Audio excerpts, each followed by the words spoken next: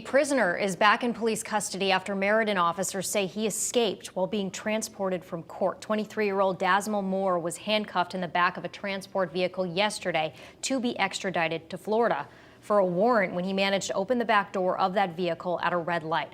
Officers swarmed the area and found Moore running into the Women and Family Center in Meriden. He did appear in Meriden Superior Court again today to face even more charges.